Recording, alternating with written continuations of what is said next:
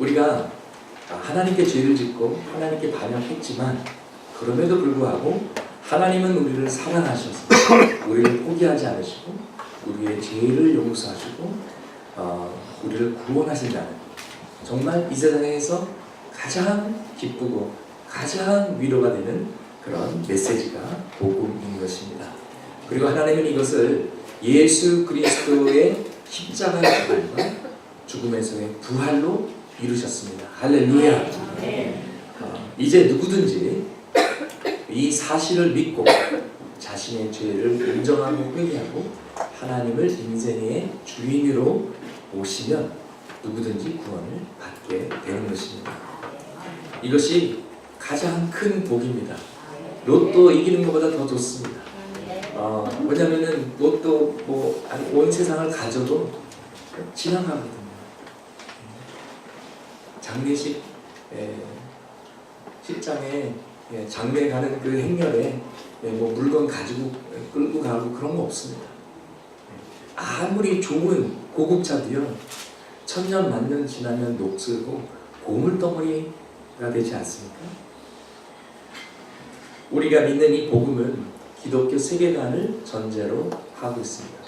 기독교 세계관이든 아니면 이 세상의 세계관이든 모든 세계관은요, 적어도 4가지 질문을 하고 있고 4가지 답을 주고 있습니다. 첫 번째 질문은 나는 누구이며 어디로부터 왔는가? 두 번째, 무엇이 문제인가? 그리고 세 번째, 그렇다면 무엇이 해결책인가? 무엇이 솔루션인가? 그리고 마지막으로 4번째, 나의 인생의 목적이 무엇인가? 만약에 진화론을 믿는, 그 세계관을 믿는 사람이 있다면 첫 번째 질문, 나는 누구이며 어디서 왔는가에 대한 답은 나는 진화론의 결과이기 때문에, 진화의 결과이기 때문에 우주의 실수야. 누가 창조주도 없고 나를 디자인하는 사람도 없고 나는 진흙탕에서부터 from the primordial soup, from a singular cell, 거기서 나왔다는 것이죠. 절대적인 진리도 없고요, 절대적인 도덕도 없고요, 신은 존재하지 않습니다. 모든 도덕적인 기준도 상대적이고 그렇기 때문에 내 마음 내키는 대로 살아도 상관이 없습니다. 죽음 후에 내세는 없기 때문에 그냥 사는 동안만 그저 내가 원하는 대로 나의 행복만을 추구하는 것이 최선입니다. 인생의 어떤 궁극적인 목적이나 의미는 없는 것입니다. 이런 세계관을 가지면 인생이 공허할 수밖에 없습니다. 방황할 수밖에 없습니다. 우리는 본능적으로 이건 아닌 것 같아. There's got to be more to life. 인생에는 더 큰 목적이 있을 거야. 그리고 그 답은 하나님을 만나면서 찾게 되는 것입니다. 기독교의 세계관은 나는 누구이며 어디서 왔는가에 대한 질문에 대해서 우리는 하나님의 형상대로 지음을 받았고 하나님의 백성으로 부르심을 받았다는 것입니다. 근데 무엇이 문제인가? 그러나 죄로 인해서 하나님과의 관계가 깨지고 하나님의 나라를 상실했다는 것입니다. 그렇다면 무엇이 솔루션인가? 예수 그리스도를 통해 이 잃어버렸던 이 상실된 하나님과의 관계와 하나님의 나라를 다시 회복하는 것입니다. 그리고 4번째, 내 인생의 목적이 무엇이냐? 우리 인생의 목적은 하나님의 나라를 위해서 사는 것입니다. 아멘. 인간의 본질적인 문제는 죄입니다. 죄 때문에 죽음이 들어왔습니다. 죄 때문에 하나님과의 관계가 깨어졌고 하나님의 형상이 망가졌습니다. 완전히 없어지지는 않았습니다. 예수 믿지 않는 사람이라도, 악한 사람이라도 어느 정도의 사랑이라든지 정의감이라는 것이 있습니다. 깡패들도 자기들끼리는 의리가 있습니다. 그러나 원래 하나님이 지으신, 원래 하나님이 우리 안에 심어주신 그 하나님의 모습, 거룩하고 정의롭고 사랑스럽고 친절하고 배려심이 많고 따뜻한 이 천사 같은 모습이 타락되어서 악마 같은 모습이 우리 인간 속에서도 보이게 된 것입니다. 죄를 지으면은 죄에 대한 그 증상이 크게 세 가지가 있습니다. 죄책감이 생기고요, 수치스러움이 생기고 두려움이 생깁니다. There are three after effects, side effects of sin. It's guilt, shame, and fear. 동양에서는 이 shame-based culture, 이 수치스러운 문화죠. 내가 나쁜 짓을 하더라도 안 걸리면 괜찮아. 이런 것이죠. 그렇지만은 걸리면 수치스러운 것입니다. 그 쪽팔린다는 말이 얼굴이 그러니까 얼굴을 들 수 없는 거거든요. 이제 서양에서는 아무래도 기독교 문화를 영향을 받아서 이 죄책감이 강합니다. 아무리 보지 않더라도 법을 어기면 죄책감이 나를 괴롭히는 것이죠. 아프리카 같은 데서는 두려움이 강하다고 합니다. 죄를 지면은 어떤 심판과 벌에 대한 두려움이 사로잡는다고 합니다. 그런데 창세기 3장을 보면 인간이 죄를 지은 후에 이 세 가지 증상이 다 나타나고 있습니다. 아담과 하와는 죄책감 때문에 하나님이 두려워서 나무 뒤에 숨었습니다. 또 두려움 때문에 나무 뒤에 숨었고, 또 수치스러움 때문에 그때까지는 아무렇지도 않다가 벌거벗은 모습을 가리게 됐고 옷을 만들어 입게 되었습니다. 이것을 통해서 하나님의 관계도 깨졌고 인간과 인간의 관계도 깨진 것을 볼 수가 있습니다. 모든 관계에서 샬롬이 사라진 것입니다. 모든 관계에서 벽이 세워지게 된 것입니다. 무엇보다도 비극적인 것은 죄로 인해서 하나님과 깊이 사랑을 나누고 교제해야 되는 그 관계가 무너지고 깨졌다는 것입니다. 그래서 그 관계를 통하여 우리가 누려야 되는 사랑과 기쁨과 평화를 상실했습니다. 참 신기하죠? 성령의 열매 중 첫 번째 세 가지가 love, joy, peace, 사랑과 기쁨과 평화입니다. 우리가 주님을 만나면 이 관계가 회복되기 때문에 성령께서 이 상실된 사랑과 기쁨과 평강을 회복시켜 주시는 것입니다. 그래서 왜 우리 삶 가운데 사랑이 없을까? 왜 우리 가운데 기쁨이 없을까? 왜 우리 삶 가운데 평화가 없을까? 하나님과의 관계에 문제가 있기 때문입니다. 이렇게 하나님과의 관계가 단절된 상태에서 관계적으로 살라고 만들어진 인간에게 본질적인 외로움이 꼭 찾아오게 되어 있습니다. 또 궁극적 의미를 찾는 인간에게 인생의 허무함이 꼭 찾아오게 되어 있습니다. 왜? 하나님께서 그렇게 창조하시고 디자인하셨기 때문입니다. 사람은요, 인생의 목적이 필요합니다. 삶의 의미가 필요합니다. 사람은 하나님의 형상으로 지음받았기 때문에 다른 동물들하고는 다릅니다. 원숭이하고 다르고 개하고 다릅니다.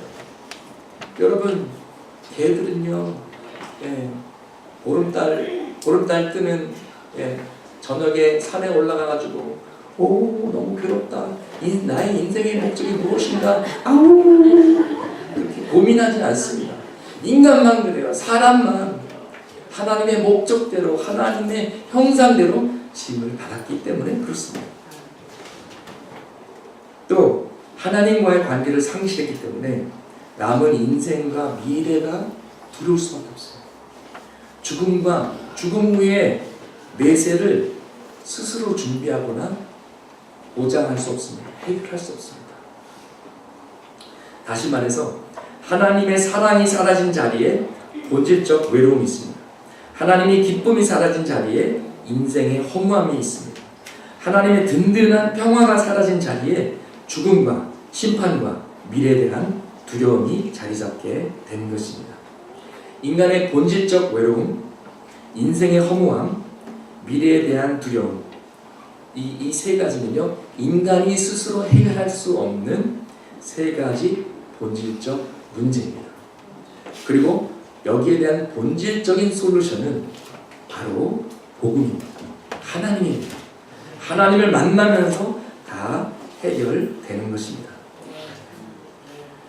우리가 아무리 잠을 자도, 아무리 쉬어도, 아무리 휴가를 가도 해결되지 않는, 가지지 않는 피곤함이 있습니다. 이것은 하나님을 만나서 하나님 안에서만 누릴 수 있는 안식을 통해서만 해결이 됩니다. 우리가 아무리 마셔도, 아무리 세상 것을 즐겨도 가지지 않는 영혼의 목마름이 있습니다. 이것은 성령의 생수를 마셔야만 해결이 됩니다. 우리 인생의 공허함은요, 예수님을 만나야 해결이 됩니다. 우리 인생의 방황은 복음을 깨닫고 끝나게 됩니다. 그리고 우리 신앙의 방황은 좋은 교회를 만나면 끝나게 됩니다. 여러분, 더 이상 방황하지 마십시오. 하나님께서 여러분을 이 참일교회로 인도하셨습니다. 복음으로 인도하셨습니다. 더 이상 주춤거리거나 헤매지 말라 하나님께서 인도하신 것입니다. 이곳에서 하나님의 사랑을 깊이 체험하시고 여러분의 영혼이 소생되고 회복되는 역사를 체험하시기를 축원합니다. 먼저 인간에게는 본질적인 외로움이 있습니다. 이것은 가을이 왔구나, 고독을 씹어야겠다, 책 한 권을 읽고 카페 라떼 마실까, 이런 외로움과는 본질적으로 다릅니다.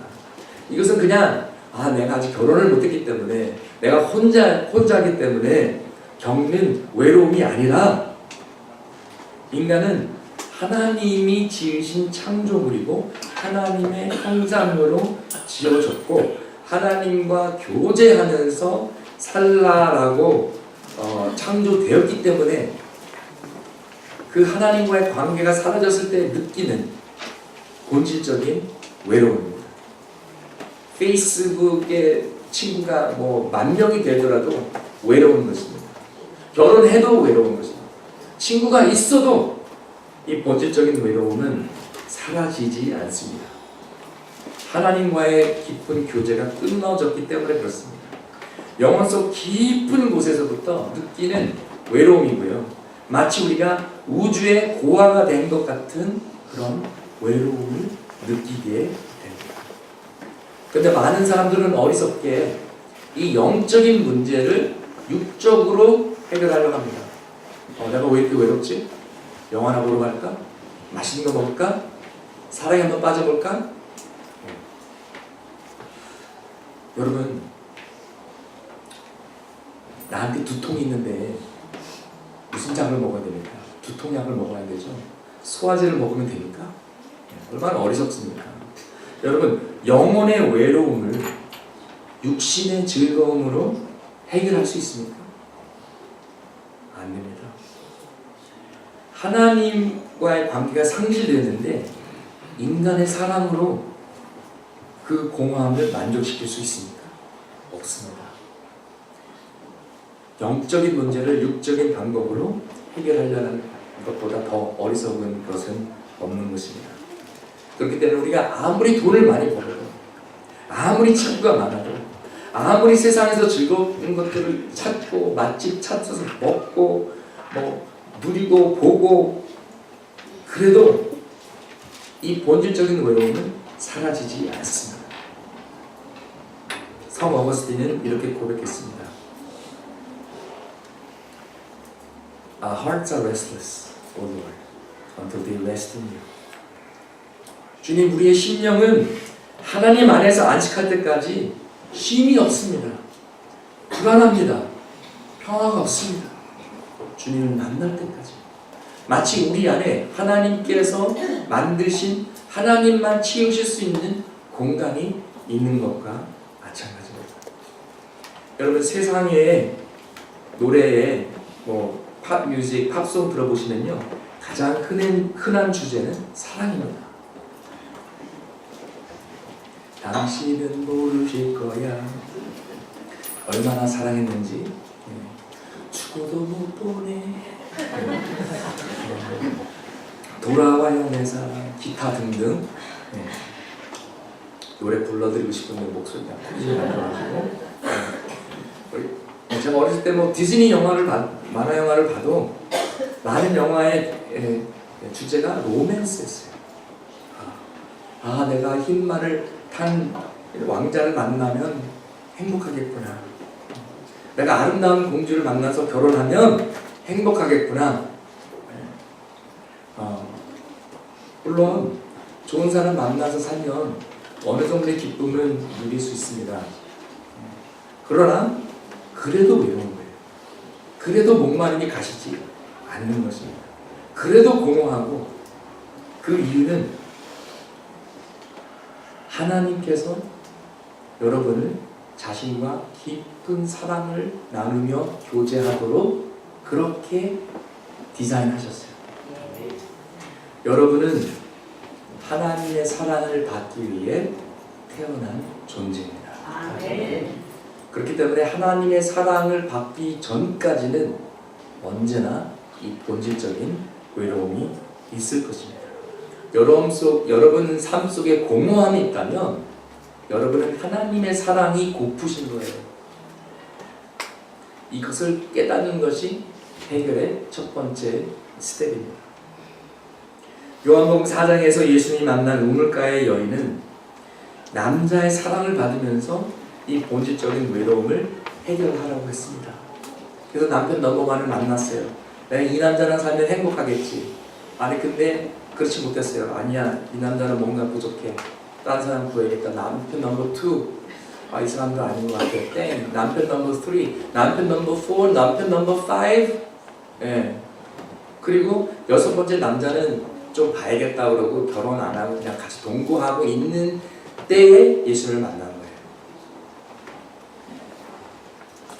그리고 예수님께서 이 여인의 본질적인 문제를 진단하시고 처방까지 해주십니다. 요한복음 4장 13절에서 14절 우리 함께 읽으시겠습니다. 이 물을 마시는 사람은 다시 목마를 것이다. 그러나 내가 주는 물을 마시는 사람은 영원히 목마르지 않을 것이다. 내가 주는 물은 그 사람 속에서 영생을 이루게 하는 생명이 될 것이다. 아멘. 지금 목마른데요. 이와 같이 주님을 만나면 우리 영혼의 목마름을 만족하게 Only God can quench the thirst within. 그래서 예수님께서 여인이여 6명의 남자가 아니라 100명의 남자들을 만나도 그 사랑에 대한 본질적인 목마름, 본질적인 외로움은 해결할 수가 없다. 하나님을 인격적으로 만나야 된다. 메시아를 만나야만 된다. 그래서 여인이 네 맞습니다. 우리 동네 사람, 저를 포함한 우리 동네 사람들은 그 메시아를 지금도 기다리고 있습니다. 그래서 예수님께서 그래? 네가 기다리는 그 메시아가 바로 나야. 나야 나. 이 얘기를 듣고 이 여인은 물동이를 내팽개치고 마을로 뛰어 들어가서 그동안 너무 쪽팔려서 얼굴을 피했던 동네 사람들 다 만나가지고 예수님을 전합니다. 이 여인의 삶은 이날 완전히 180도 변하게 됩니다. 오늘 보면 시편 25편은 다윗의 기도문입니다. 그리고 그가 외로울 때 하나님을 찾았습니다. 16절 한번 같이 읽으실까요? 주여 나는 외롭고 외로우니 내게 돌이키사 나에게 은혜를 베푸소서. 나는 외롭고 외롭단 말이에요. 다윗은 이 본질적인 외로움은 하나님과의 교제만을 통해서 해결됨을 알고 있었습니다. 그래서 하나님을 찾았던 거예요. 우리도 이같이 기도하고 찬양하길 원합니다. 여러분 찬송가 88장 잘 아시죠? 내 진정 사모하는 친구가 되시는 구주 예수님은 아름다운 산 밑에 백합화요 빛나는 새벽별 주님 형언할 때 아주 없도다. 내 마음이 아플 적에 큰 위로 되시며 나 외로울 때 좋은 친구라. 주는 저 산 밑에 백합 빛나는 새벽별 이 땅에 비길 것이 없도다. 내 몸의 모든 염려 이 세상 고락감 나와 항상 같이 하여 주시고 시험을 당할 때에 악마의 계기를 즉시 물리치사 날 지키시네. 온 세상 날 버려도 주 예수 안 버려 끝까지 나를 돌아보시니 주는 저 산 밑에 백합 빛나는 새벽별 이 땅에 비길 것이 없도다. 아멘. 네. 주님만이 우리의 진정한 친구입니다. 세상이 나를 다 떠나도 내 식구들, 내 친구, 내 배우자, 내 부모님 내 옆에 없더라도 세상 끝날까지 나와 함께 해주시는 분 그분이 바로 예수 그리스도십니다. 그럼 우리가 이것을 실질적으로 어떻게 적용하면 될까요? 실질적으로 예배와 목장 모임에 적용했으면 좋겠습니다. 아까 읽었던 요한복음 7장 37절에서 39절 다시 한번 같이 읽으시겠습니다. 영절 끝날 곧 큰 날에 예수께서 외쳐주시되 누구든지 목마르거든 내게로 와서 마시라. 나를 믿는 자는 성령의 길과 같이 그 배에서 생수의 강이 흘러나오리라 하시니 이는 그를 믿는 자들이 받을 성령을 밝혀 말씀하십니다. 아멘. 예배를 통해서 우리는 이 성령의 생수를 체험하게 됩니다. 찬양하면서 왜 가슴에 감동이 있지? 기도하면서 왜 눈물이 나오지? 설교 들으면서 왜 은혜가 있지? 감동이 있지? 하나님의 임재하심을, 하나님의 은혜를 우리가 체험하게 되는 것입니다. 그러면서 우리가 하나님이 나를 사랑하시는구나, 하나님께서 나와 함께 하시는구나, 이것을 우리가 실질적으로 피부로 느끼게 되고 깨닫게 되는 것입니다. 여러분, 영혼의 목마름은 예배를 통해서만 그 갈증이 충족될 수 있습니다. 그렇기 때문에 여러분, 예배의 자리, 은혜의 자리를 빠지시지 마시고 사모하시길 바랍니다. 여러분이 예배의 자리를 지키면 그 거룩한 습관이 여러분의 신앙과 인생을 지켜줄 것입니다. 아브라함과 같은 예배자가 되십시오. 성경에 보니까 그가 가는 곳마다 가장 먼저 한 것이 제단을 쌓고 예배를 드리는 것입니다. 여러분이 혹시 주일날 어디 여행 중에서 숲속에 있더라도 나뭇가지로 십자가라도 하나 만들어가지고 세워놓고 예배 드리세요. 혼자라도. 어디서든지 예배하는 자가 되십시오. 그런데 아브라함의 조카 롯은요, 그런 말이 없어요. 제단을 쌓았다는 말이 없어요. 롯은 착한 사람이었습니다. 하나님을 알았습니다. 의로운 사람이라고 기록되어 있습니다. 그런데 예배를 소홀히 했어요. 그리고 그 결과는 비참했습니다. 그 결말은 좋지 않았어요. 또 하나님께서 우리를 공동체 안에서 살라고 지어주셨습니다. 창세기 2장 18절 함께 읽으시겠습니다.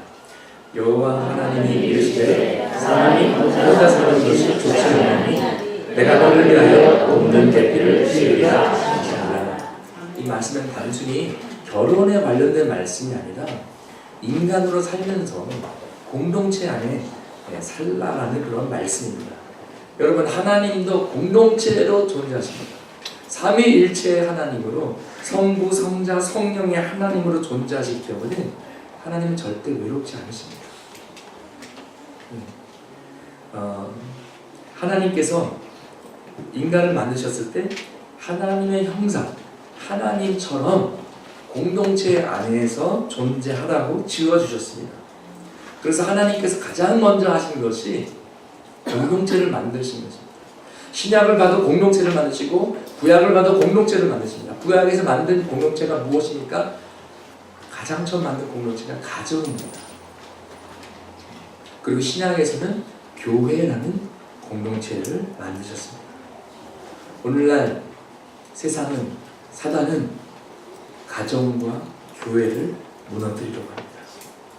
그래서 가정과 교회를 지켜야 됩니다. 여러분이 아무리 바쁘고 분주하더라도 우리가 꼭 지켜야 될 것은 가정과 교회인 줄 믿습니다. 혹시 여러분이 너무 바빠서, 너무 분주해서 가족들과 충분한 시간을 가지지 못하고 교회에 충분한 시간을 투자하지 못한다면 그럼 너무 바쁜 거예요. 너무 바쁜 겁니다. 시간이 없어도 시간을 만들어야 됩니다. 바빠도 시간을 만들어야 됩니다. 따라해 보실까요? 바쁜 아빠, 나쁜 아빠, 바쁜 엄마, 나쁜 엄마, 바쁜 목사, 나쁜 목사. 네.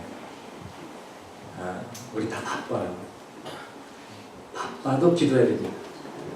바빠도 사랑해야 됩니다. 바빠도 하나님께서 우리에게 주신 식구들, 그것이 혈육의 식구들이든 믿음의 식구들이든 시간 보내야 됩니다. 그래서 우리 주일을 잘 사용해야 돼요. 왜냐면 너무 바빠서 주일밖에 못 보는 경우가 많지 않습니까? 그래서 저는 진짜 예배 끝나고 진짜 짧은 시간이고 진짜 여러분하고 인사하는 시간이면 어떤 때는 막 1초, 뭐 2초도 안 되는데 그래도 저희는 굉장히 의미 있는 시간이에요. 그래서 한 번이라도 좀 손을 좀 잡아보고, 그리고 또 더 나아가서 여러분과 신방도 하고 또 여러분과 또 교제도 하기를 소망합니다. 그리고 우리가 이것을 목장에서 우리가 여기 있는 사람 8, 90명하고 다 한꺼번에 교제를 할 수는 없지만 목장에서라도 소그룹 안에서 우리가 좀 더 깊은 교제를 나누어야만 하는 것입니다. 제가 꿈꾸는 비전은요, 창일교회가 진정한 사랑의 공동체가 되는 것입니다. 그냥 혈육의 가정들이 좀 많기 때문에 친한 것이 아니라 믿음 안에서 패밀리가 되는 것입니다. 믿음 안에서 서로 관심 갖고 챙겨주는 것입니다. 진짜 형제 자매처럼 사랑하고 섬기는 공동체. 어떻게 시작합니까? 한 사람부터 관심 갖고 인사하고 기도 제목 나누고 이야기하고 같이 밥 먹고. 그래서 목장 모임이 중요한 것입니다. 말씀 안에서, 하나님 안에서 교제하면서 서로 더 잘 알아가기를 소망합니다. 2019년 우리가 딴 건 못하더라도 예배 올인하고 목장 모임만 잘 가져도 참 많은 것을 이룬 것이라고 생각합니다. 두 번째 본질적인 문제는요, 인생의 허무함입니다. 하나님의 창조물인 인간은 궁극적인 의미를 찾습니다. 삶의 목적을 찾습니다. 나의 존재 목적이 무엇인가? 내가 왜 살지? 내가 왜 지구에 있지? 나는 무엇을 위해 살고 있지? 내 인생의 의미는 무엇이지? 내가 뭐 때문에 이렇게 열심히 일하지? 그냥 먹고 자고 싸고 먹고 자고 싸고 이것만은 아니잖아요. 여러분이 먹기 위해 삽니까? 아니면 살기 위해 먹습니까? 그럴 때도 잘해야 됩니다. 그냥 맛집에 가서 맛도 먹어봤어. 뭐 일본 여행, 효도 관광 다녀왔어. 근데 뭐 별거 없더라. 이게 단가. 돈도 벌어봤어. 이게 다야? Is that it? Is this all there is to life? There's gotta be more than this. 저는 미국에 13살 때 이민을 가는데요. 갑자기 외국에 가니까 영어가 안 되죠. 당연히 안 되죠. 그때까지는 제가 사실 공부를 열심히 안 했어요. 그래도 이제 좋은 성적이 나와가지고 공부를 열심히 안 했는데 미국 가니까 이제 더 이상 그럴 수가 없는 거예요. 그래서 저는 참 이민 가기 잘한 것 같아요. 그때부터 진짜로 공부하기 시작했거든요. 그랬더니 신문대로 거두리라 성적이 좋아지기 시작했습니다.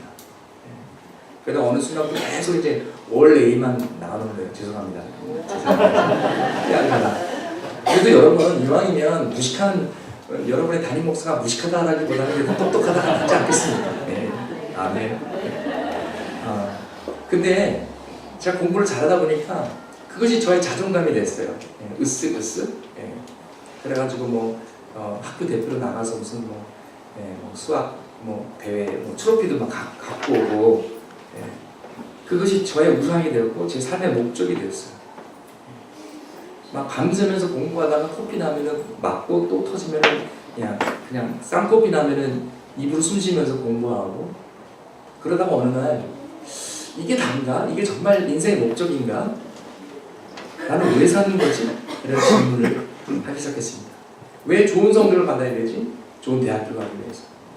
왜 좋은 대학교를 나와요? 좋은 직장을 얻고 그래야 좋은 배우자를 만나서 좋은 결혼을 하고 좋은 집을 사고 자녀들을 낳아서 좋은 인생을 살고 좋은 은퇴를 하고 좋은 장례식을 치르고 그게 단가? 밤마다 거의 불면증에 걸려가지고 인생의 목적이 무엇이냐, 내가 왜 사는가 고민했던 기억이 있습니다. 그때가 제 고3이었어요. 17살 때였습니다. 그 당시 제가 늘 입에 달았던 말이 있습니다. I have to find myself. 나는 내 자신을 찾아야 돼. 선생님들이 종종 그 얘기를 듣고서 막 이렇게 농담했어요. Why? Are you lost? 왜? 너 뭐 길이라도 잃어버렸냐?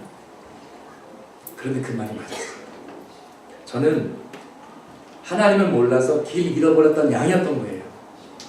그리고 저는 목사의 아들로 태어났고 17년 동안 교회를 다녔음에도 불구하고 복음을 몰랐어요. 그리고 17살에 드디어 예수님을 인격적으로 만나게 됩니다. 얼마나 기뻤는지. 제 인생의 목표를 드디어 찾았거든요. 저는 그것이 가장 기뻤습니다. 여러분, 하나님을 발견한다는 것은 나 자신을 발견하는 것과 같습니다. 왜냐하면 하나님께서 나를 디자인하셨고 하나님이 내 인생의 청사진을 가지고 계시기 때문에 하나님을 만났을 때 나의 창조 목적을 발견하는 것입니다. 내 인생의 목적과 의미를 찾는 것입니다. Purpose and meaning. 내가 어디로 가야 되고 무엇을 해야 되고 왜 그것이 중요한지를 깨닫게 되는 것입니다. 이런 질문이 있죠. Do you know the difference between ignorance and indifference? I don't know and I don't care. 여러분은 무지와 무관심의 차이를 아십니까? 몰라요. 그리고 관심 없어요. Exactly. 이제는 여러분의 존재 목적을 아셔야 합니다. 관심을 가지셔야 됩니다. 여러분 모두 하나님의 사명과 소명을 찾으시기를 바랍니다. 사명은 하나님의 일에 우리가 동참하는 것이고 소명은 우리의 일을 통해 하나님께서 일하시는 것입니다. 사명은 교회를 통해 하나님께서 이미 하고 계시는 복음의 사역에 내가 동참하는 것이고 소명은 나의 일터와 나의 탤런트를 통해 하나님의 나라가 이 세상에 임하는 것입니다. 이 세상 모든 영역에 임하고 그래서 정의와 사랑과 지혜와 하나님의 모든 선한 것들이 이 땅에 임하는 것입니다. 그리고 우리가 어디서나 복음의 증인으로 사는 것입니다. 개개인의 소명은 다를 수가 있습니다. 다 신학교 가고 목사가 되어야 되나요? 아니죠. 다 선생이 되어야 되나요? 다 의사가 되어야 되나요? 아니죠. 하나님께서 우리에게 주신 소명은 개개인적으로 다 다릅니다. 그러나 하나님께서 우리에게 주신 사명은 똑같습니다. 하나님 나라를 위해 사는 것입니다. 하나님 나라의 복음을 전하는 증인으로서 사는 것이고 예배자로서 사는 것이고 하나님의 영광을 위해서 사는 것이고 성령의 열매를 맺는 것이고 서로 사랑하고 섬기는 것이고 이 세상의 빛과 소금이 되는 것입니다. 시편 25편 4절에서 5절 우리 함께 읽으시겠습니다. 여호와여 주의 도를 내게 보이시고 주의 길을 내게 가르치소서. 주의 진리로 나를 지도하시고 교훈하소서. 주는 내 구원의 하나님이시니 내가 종의 주를 기다립니다. 영어로는 이렇게 기록되어 있습니다. Show me your ways, O Lord. Teach me your paths. Guide me in your truth and teach me. For you are God my Savior and my hope is in you all day long. 세 번역은 이렇게 말하고 있습니다. 주님, 주님의 길을 나에게 보여주시고 내가 마땅히 가야 할 그 길을 가르쳐 주십시오. 주님은 내 구원의 하나님이시니 주님의 진리로 나를 지도하시고 가르쳐 주십시오. 나는 종이 주님만을 기다립니다. 여러분이 내가 어떤 것을 공부해야 될지, 내 진로를 어떻게 정해야 될지 아직 잘 모르십니까? 내가 지금 일하고 있는 이 직장을 그만둬야 될지 고민하고 계십니까? 이렇게 기도하십시오. 주여, 내가 마땅히 가야 할 그 길을 가르쳐 주십시오. 실질적인 적용 말씀드리겠습니다.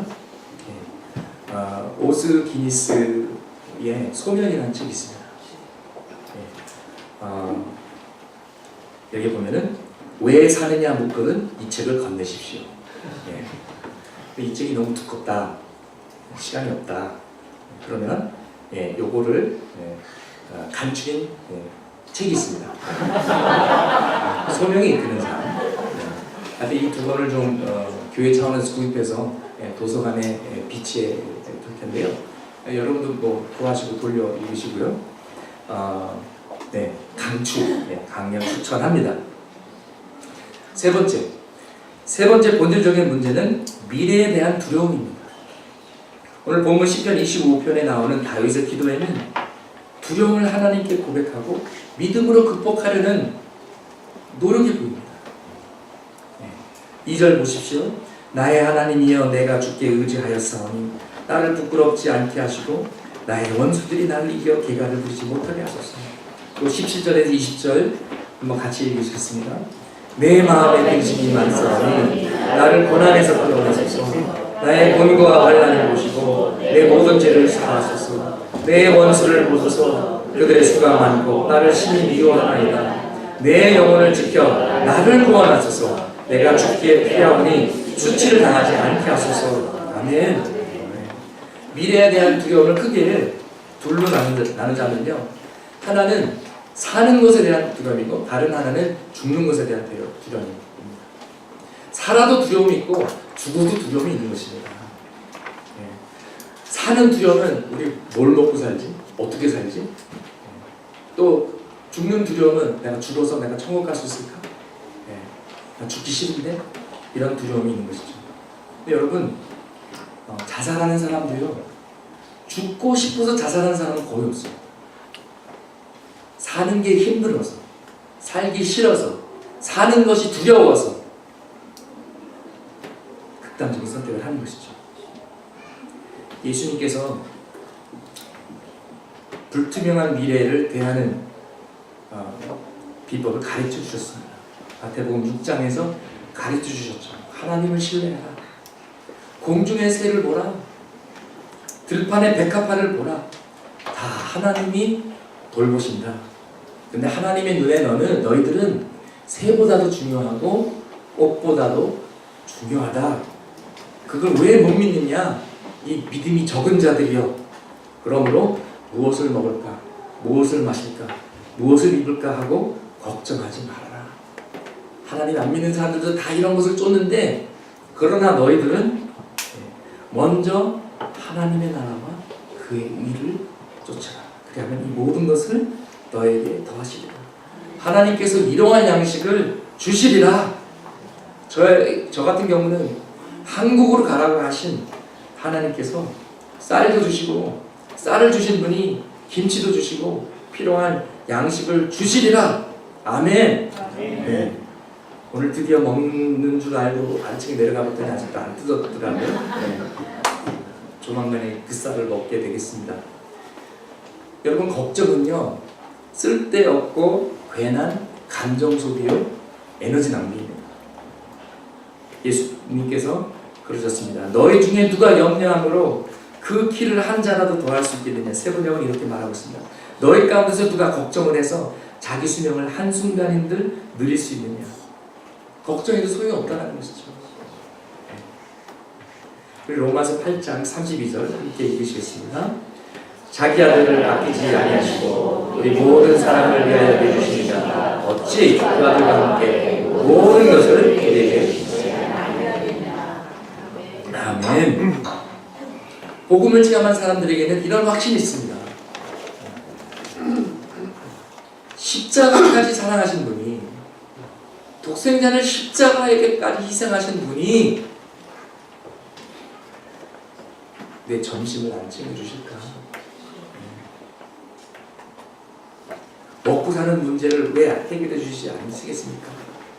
그런 걱정은 그만하고 이제 밥그릇 걱정은 초월하고 더 큰 고민, 하나님의 나라에 대해서 걱정하고 구원받지 않는 지인들, 사랑하는 남편 구원을 위해서 걱정하고 기도하고 세계 선교를 위해서 가슴 아파하고 내가 어떻게 하면 하나님을 기쁘시게 해드릴 수 있을까? 내가 어떻게 하면 하나님을 위해서 살 수 있을까?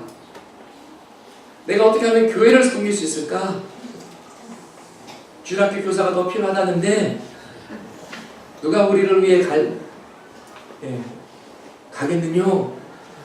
성간에도 더 좀 있으면 좋을 것 같은데 왜 이 찬익교회 분들은 나서서 이렇게 봉사하지 않는지 참 아리송합니다. 많은 여러분들 봉사하실 줄 믿습니다. 아멘. 여러분들이 다 봉사하실 수 있는 분야가 있어요. 그것이 어디든지 교사든 성가대든 뭐 웹사이트를 만드는 것이든 부엌이든 청소든 무엇이든지 간에 여러분이 섬길 수 있는 분야가 있습니다. 실질적인 적용으로 가겠습니다. 기도입니다. 두려움을 이길 수 있는 것은 기도입니다. 야고보서 5장 13절 읽으시겠습니다. 너희 중에 야고보서 5장 13절에 이런 말씀이 있습니다. 너희 중에 고난당하는 자가 있느냐? 그는 기도할 것이요 즐거워하는 자가 있느냐? 그는 찬송할지니라. 그러니까 크리스천은 이 둘 중에 하나예요. 기도하든지 찬양하든지. 슬퍼요? 기도해요. 기뻐요? 찬양해요. 문제 있어요? 기도해요. 문제 없어요? 감사해요. 아니, 문제가 있어도 우리가 범사에 감사할 수 있습니다. 기도, 새벽 기도, 금요 기도, 목장에서 기도, 여러분 기도 요청하실 수 있고요.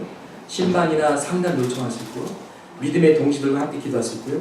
중보기도 통해서 기도할 수 있습니다. 마지막으로 죽음과 내세에 대한 두려움. 내가 죽은 다음에 어디로 갈 것인가? 마지막 심판에 대한 두려움이 있다면 어떻게 해결할 수 있습니까? 그 답은 복음에서 찾을 수 있습니다. 요한일서 4장 18절 말씀 있나요? 네. 요한일서 4장 18절 말씀 있으면 같이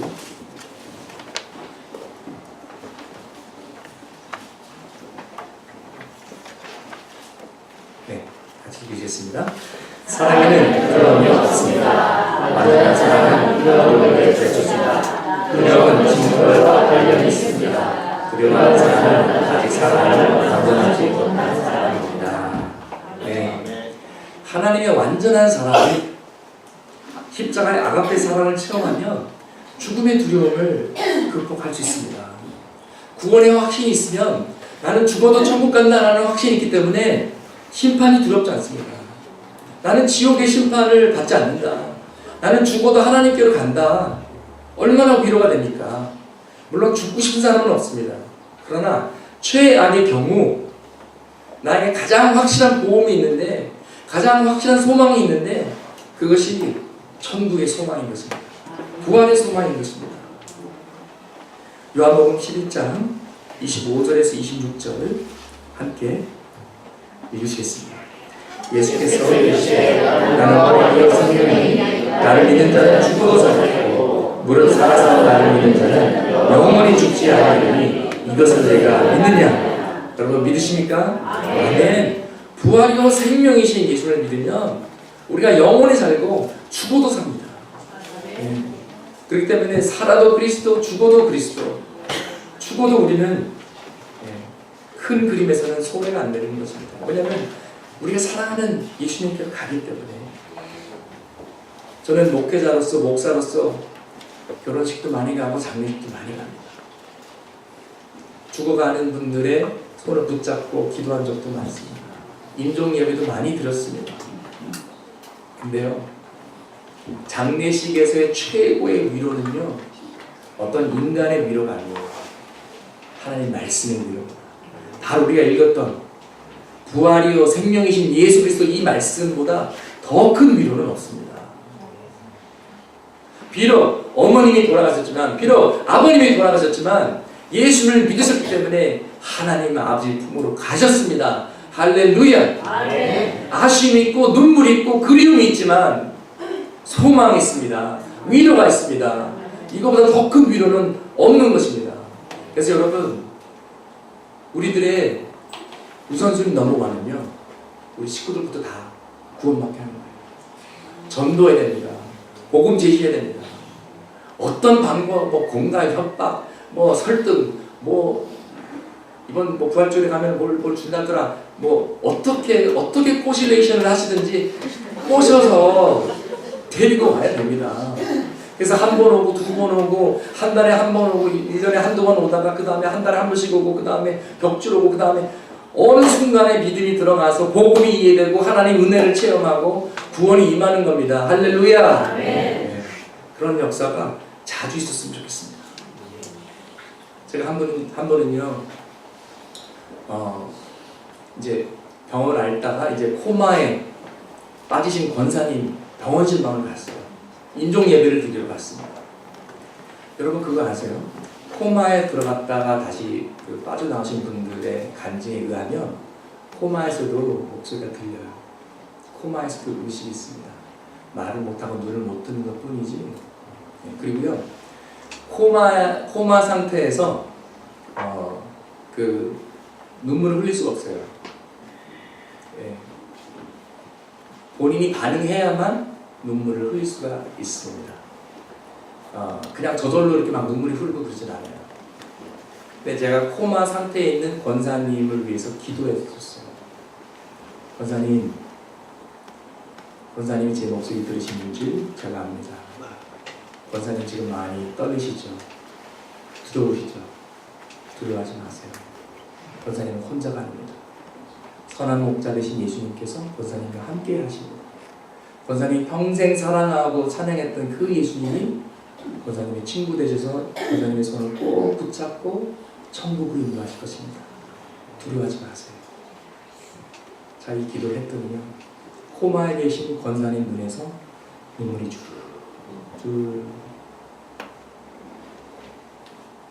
그리고 하늘나라 가셨어요.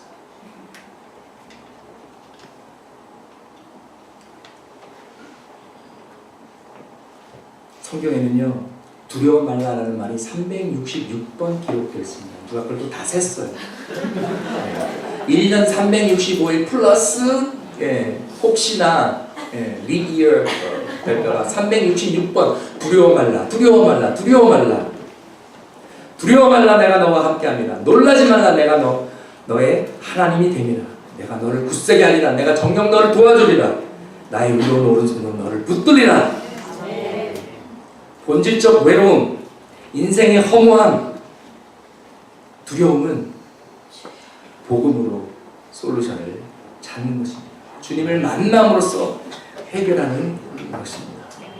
여러분, 실질적인 적용으로 구원의 확신이 있어야 됩니다. 복음을 제대로 알아야 됩니다. 조만간에 새가족반과 기독교 신학 기초반 제가 만들 것입니다. 참석하시고요. 또 우리 부활절 주일에 지인들 다 초청합시다. 오든 안 오든 그냥 한번 수저봐요.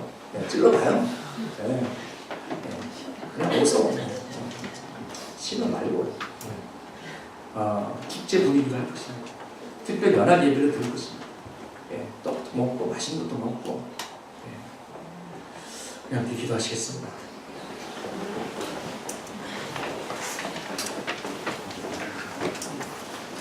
여러분, 본질적인 외로움을 한 번이라도 겪어보신 적 있습니까? 인생이 허무하다고 생각하신 적 있습니까? 사는 것이 힘들거나 죽음이 두렵거나 내세에 대한 두려움이 있습니까? 하나님을 더 깊이 만나시기 바랍니다. 복음의 소망으로 꼭 가시기 바랍니다. 이 사순절 시간에 왜 예수님께서 오셨나? 왜 예수님께서 십자가에서 죽으셨나? 왜 예수님께서 부활하셨나? 우리가 더 깊이 깨닫고 감사와 찬양으로 반응하고 나의 두려움도 내려놓고 나의 외로움도 그분에게 고백하고 인생의 목적도 그분을 통해 발견하기를 소망합니다.